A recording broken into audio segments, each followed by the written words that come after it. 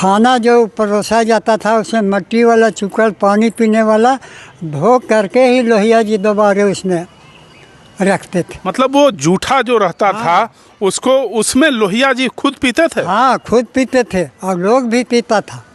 मेरा नाम गुड्डू है। आज हम पलकिया में हैं। पलकिया के जगदीप बाबू हमारे पास हैं, जो 91-92 साल इनकी उम्र हो चुकी है और एक अच्छे समाजवादी नेता के रूप में इनकी पहचान है यहाँ पर। इस उम्र में भी खुद 4 घंटा खेती का काम करते हैं। संपन्नता के बावजूद शारीरिक श्रम के एक बेहतरीन उदाहरण है। समाजवाद पर बड़ा व्यवहारिक अनुभव रखते हैं। परशुराम बाबू कभी लड़ते थे चुनाव, गया जिला के सोशलिस्ट पार्टी के बड़े नेता थे परशुराम सिंह, जो टेकारी के रहने वाले थे। उनके साथ रह के इन्होंने एक तरह से राजनीति का ककहरा सीखा।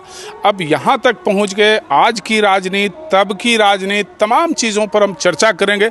आपका बहुत बहुत स्वागत है। मेरा पहला सवाल यह है कि आपने सबसे पहले वोट कब डाला? 1955 में डाला है। नहीं, 1952 या 57? 55 में तो 57 में डाला। 57 में? 57 पहला वोट। अच्छा, तो आपको जो राजनीति की समझ थी, ये था किसी प्रत्याशी के साथ घूमना, वोट मांगना, ऐसा कोई अनुभव? तो घूमना तो नहीं, लेकिन पहला जो प्रत्याशी थे जगलाल महतो, वो तो सबसे बढ़िया थे। उतना बढ़िया कोई आज तक हमारे प्रत्याशी नहीं हुए और उनका कार्यकलाप भी जो था वो आम जनता के लिए जो है से सुलभ था। कोई ऐसा काम उनका जगलाल बाबू का जो पहले विधायक शेरघाटी के थे, जो आपको याद है, जो अच्छा लगता है कि हाँ उन्होंने ये काम किया?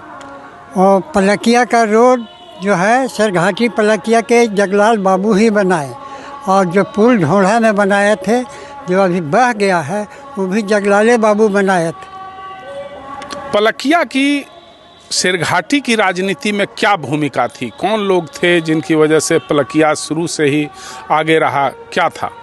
कपिलदेव बाबू कांग्रेस के पक्का समर्थक थे, कांग्रेस पार्टी के पक्का कार्यकर्ता थे और उन्हीं के चलते जो है राजनीति हुई है। कुछ कहानी ऐसी आती है सुनने में, बूढ़े बुजुर्ग लोग बताते हैं कि 1967 का जब चुनाव हो रहा था, उस चुनाव के बाद महामाया बाबू थे, जन क्रांति दल के, वो मुख्यमंत्री बने थे। उस समय मुश्ताक अली खान यहाँ से चुनाव जीते थे जन क्रांति दल से। उस समय कहा जाता था कि वो सोशलिस्ट पार्टी से, समाजवादी पार्टी से परशुराम सिंह भी चुनाव लड़ रहे थे, तो उनको पलकिया, नीमा, चिताब, कठार, इन गांवों में बहुत सम्मान नहीं होता था, लोग बात नहीं सुनते थे। क्या सच है इसमें? नहीं, ऐसी बात नहीं है। उनको तो सम्मान था कि बर्मा, थमन बिघा, नवादा, अफजलपुर, पलकिया, नदी उस पर जो और गांव हैं, बहुत माने तन मन धन से लोग उनको समर्थन करता था। कैसे आदमी थे परशुराम सिंह? क्या पहनते थे? कैसी काया थी? विचार व्यवहार में कैसे? कुर्ता, और साधारण व्यक्ति थे, निस्वार्थ, दूसरे को भलाई के लिए जो है सदा अग्रसर रहे। तो इतना सब कुछ था तो चुनाव क्यों नहीं जीत सके? क्या उसमें था? जिस दिन वो गुरुआ शेरघाटी था तो वो जमींदारों की जो अथी थी, बचत से थी, वो राजपूत बहुल, नीमा और भूमिहार बहुल, चिताब जो है से उनको जीतने नहीं देता। ये लोग नहीं जीतने देते थे? सुनते थे बड़ा मुखर थे समाजवाद पर, क्या कहते थे? एकदम वो तो असल समाजवादी आदमी वही थे जो एकदम साफ शब्दों में कहते थे कि जैसे समाजवाद ऐसे नहीं आ सकता है, स्वर्णों की जो है से परिवार जो है से दलितों के यहाँ, दलितों के परिवार स्वर्णों के यहाँ जब तक नहीं जाएगी समाजवाद नहीं आए। अंतरजातीय विवाह पर बड़ा खुला समर्थन था। अंतरजातीय विवाह पर उनका समर्थन बहुत ज़्यादा था कि तभी समाजवाद आवेगा। ये परशुराम बाबू का था। उस समय कुछ और लोग जो आपके साथ थे, परशुराम सिंह के साथ थे चुनाव में, ऐसे कौन लोग हैं पुराने दिन का, थोड़ा आप बताइए। कि अब तो उसमें करीब करीब 99% लोग समाप्त हो गए।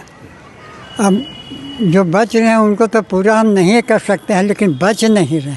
अच्छा, यहाँ समाजवादी सम्मेलन हुआ था, अधिवेशन हुआ था। हाँ। कब हुआ था, क्या हुआ था, कोई याद उसके समय? हाँ, डॉक्टर राम मनोहर लोहिया के नया बाजार बगीचा में 1957 में ऑल इंडिया कॉन्फ्रेंस हुआ था।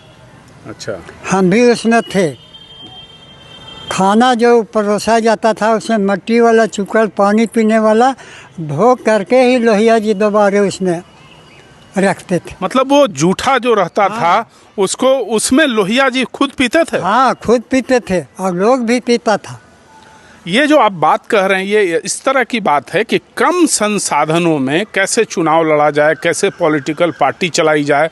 और आज जो देखते हैं बेतहाशा धन ये किया जा रहा है, राजनीति पर खर्च किया जा रहा है, छोटा छोटा कार्यक्रम है, लाखों रुपया खर्च होता है, लोगों को पैसा दिया। उस समय जो राजनीतिक वर्कर हुआ करते थे, क्या वो भी पैसा लेते थे? राजनीति वर्कर उस समय तो घर से पैसा चावल और दाल ले जा करके सब्जी देते थे लड़ने के लिए। आज तो बात नहीं है।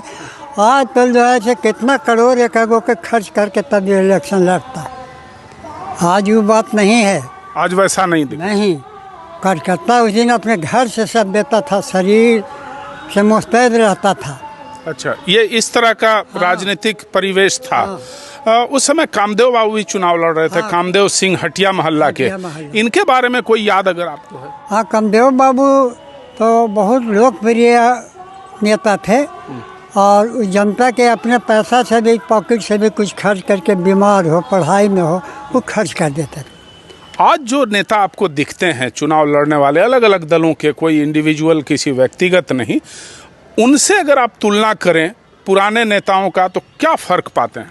वो कोई तुलना ही नहीं है, कोई तुलना नहीं। आज के नेता तो स्वार्थ के सामने किसी को पूछो, स्वार्थ है तब तक आपको पूछो, नहीं तो कुछ नहीं, आपके लिए कुछ नहीं करेगा। ये फर्क है।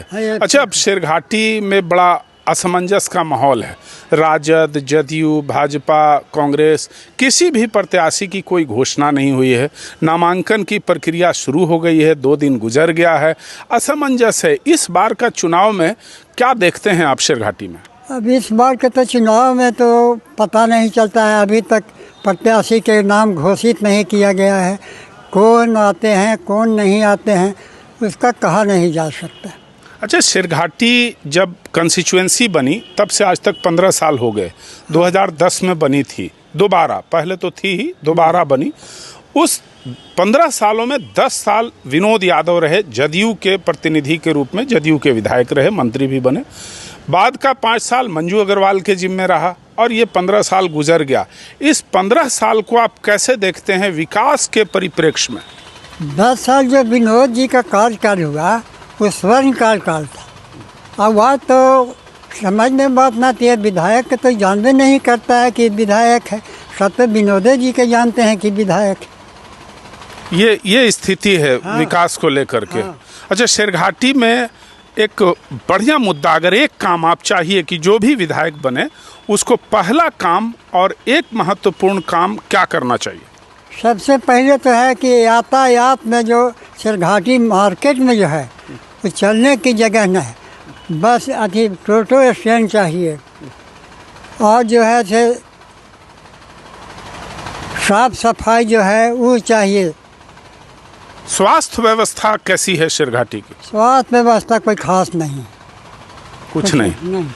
तो ये थे जगदीप सिंह, एक समाजवादी नेता हैं। बहुत ही साधारण रहन सहन, संपन्नता के बावजूद, ऐसा नहीं कि कोई गरीब आदमी, बहुत अच्छा इनकी अपनी खेती है, अपने बाल बच्चे हैं, सब अपनी अपनी जगह सेठ हैं।